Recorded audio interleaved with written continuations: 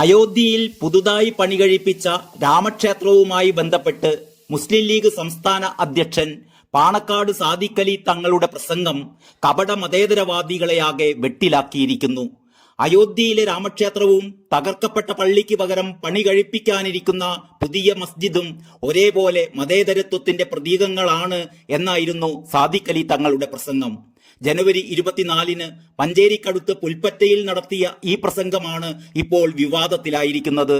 ഇന്ത്യയിൽ ഏറ്റവും സെൻസിറ്റീവായ മുസ്ലിങ്ങൾ കേരളത്തിലാണ് എന്നും പ്രസംഗത്തിൽ സാദിഖ് അലി തങ്ങൾ പറഞ്ഞിരുന്നു.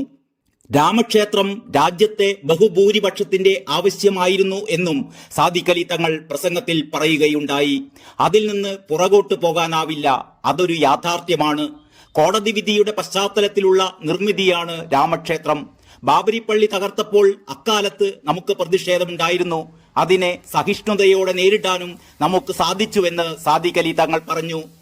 ഈ പ്രസംഗത്തിന്റെ പേരിൽ സാദിഖ് അലി തങ്ങൾക്കും മുസ്ലിം ലീഗിനുമെതിരെ INL ആണ് ആദ്യമായി രംഗത്തെത്തിയത്.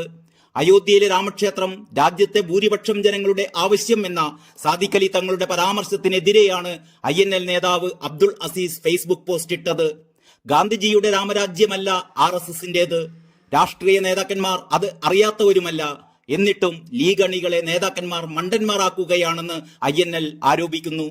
ലീഗിന്റേത് മൃദു ഹിന്ദുത്വ നിലപാടും RSS അനുകൂല നിലപാടുമാണെന്ന് INL നേതാവ് അബ്ദുൾ അസീസ് കുറ്റപ്പെടുത്തുന്നു. ബാബരി മസ്ജിദ് തകർത്ത സ്ഥലത്തുണ്ടാക്കിയ ക്ഷേത്രം അഭിമാനകരമാണ് എന്ന പരാമർശം തന്നെ മുസ്ലിങ്ങൾക്ക് അപമാനകരമാണ്. മുസ്ലിം സമുദായത്തോട് മുസ്ലിം ലീഗ് ചെയ്യുന്നത് കൊടും ചതിയാണ്. രാമരാജ്യം രൂപീകരിക്കുക എന്ന ലക്ഷ്യത്തിന്റെ മുന്നോടിയാണ് രാമക്ഷേത്രം. ഇവിടെ വരേണ്ടത് RSSന്റെ രാമരാജ്യമല്ല. കോൺഗ്രസ് പോലും പള്ളി തകർത്തതിനെതിരാണ് എന്നാണ് പരസ്യമായി പറയുന്നത്. RSS ലീഗ് നിലപാടുകൾ സമാനമാകുന്നത് അത്രമേൽ അപകടകരമാണെന്നും അദ്ദേഹം പ്രതികരിച്ചു. ഇതിനിടെ രാമക്ഷേത്രവും അയോധ്യയിൽ നിർമ്മിക്കാനിരിക്കുന്ന പുതിയ മസ്ജിദും ഇന്ത്യൻ മതേതരത്വത്തിന്റെ പ്രതീകമാണെന്ന മുസ്ലിം ലീഗ് സംസ്ഥാന അധ്യക്ഷൻ സാദിഖ് അലി തങ്ങളുടെ പ്രസംഗത്തെ പ്രതിപക്ഷ നേതാവ് VD സതീശൻ സ്വാഗതം ചെയ്തു.